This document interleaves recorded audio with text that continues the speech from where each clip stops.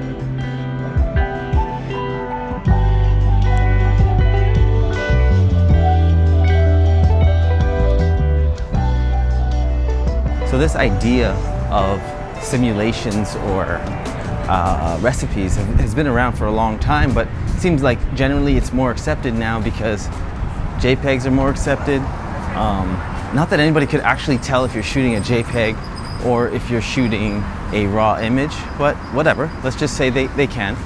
So everybody's more comfortable because your JPEGs it's just becoming more high res and like straight out of the camera.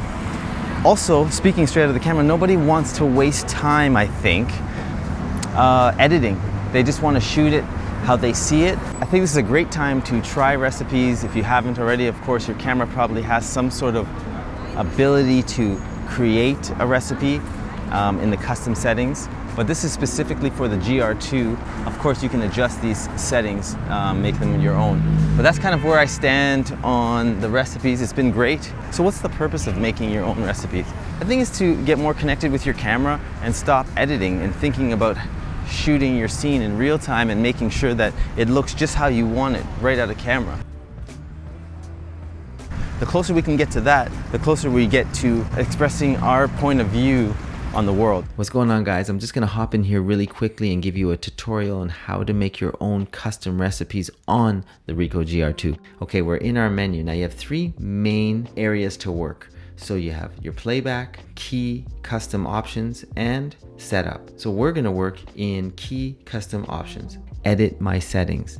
Next, slide again. Now you have 3 empty slots essentially, my 1, my 2, and my 3, and they're located on the top toggle of your Ricoh GR II. What's also awesome is you have my settings box. If you slide to the right, you have 6 more empty slots. So in essence, you have 9 custom recipes at your disposal, and you can swap them out whenever you want. Let's go to my one, which is Soul 400 HC. All right, so my one, slide to the right, and now here are your core settings. So first things first, name it. It just makes things easier if you know what it's called. Even if it's like test one, just name it. Second, your shooting mode. This is key. Whatever you want your custom recipe to shoot in every time you press my 1 or my 2 or my 3, pick your custom mode. This one is in aperture priority, and because of that, it's going to show this setting which says aperture. So I have the option to select what aperture I want. Next, picture format. I like to shoot in RAW plus JPEG because I don't know what I'm going to do later down the road with my raw image. I might not use it, but just to have the option, I do that. Here is the last key setting for your core settings, and that is your effect. This is going to be like your blueprint to making your recipe yours. Now, if you don't like any of these effects that they come with the Ricoh GR II, of course you can just press off and start a blank slate. And then on top of all of that, say we select positive film, it says here function F2, so that's that button right there. If we hit that, now we have even more access to make the template ours, just like we were talking about, that blueprint. So we can move this around to whatever we want. All right, that's it. The rest is just you having fun, just filling this up the way you like to shoot. Do that. Look at all those settings that you can decide to make your own. All right, let's hop back into that video. Another reason why I think recipes are popular is people want that film look, right? And now film, as we know, is out of hand when it comes to pricing. Here we are in 2023 talking about how expensive film is once again. Why spend money on film if you're not like a die-hard film fan when you can kind of get those same film feels through your recipes that you just created? I think that's a big part of it. You see that trend with Fuji and you see that trend with the Ricoh. So I think this is just inevitable that people want more and they don't want to pay for it. So why not have fun?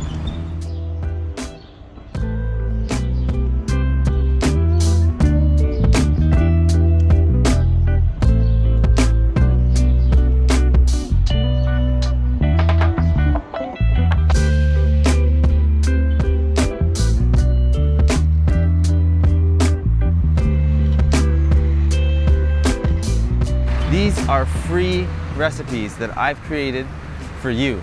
So just email me. The info is in the description. It's on the screen right now. And I'll give you the full recipe.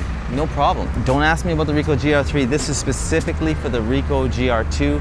It's for all the diehards that still got a Ricoh GR II. Enjoy, all right? All right, friends, just before we get out of here, I just want to add a couple of hacks that will help your final image when you apply these recipes. And I think it's pretty obvious, but let us state it just for the record. When you are shooting out in the streets, or you're creating portraits or landscape, whatever you're doing, a great foundation that has the color, texture, layers, contrast already built into the actual scene of your image or your frame, whatever you put on that recipe, this will enhance it because the colors are already baked into your actual natural scene. If you have a bland scene, yes, you can enhance it later, but it's way easier if you have an energetic, exciting scene that has a lot of contrast layers. So thank you again for sticking around for this entire video. Until the next video, stay creative and believe in yourself. Peace. Oh, and if you did stay till the end, here's a couple of recipes just for you. Peace.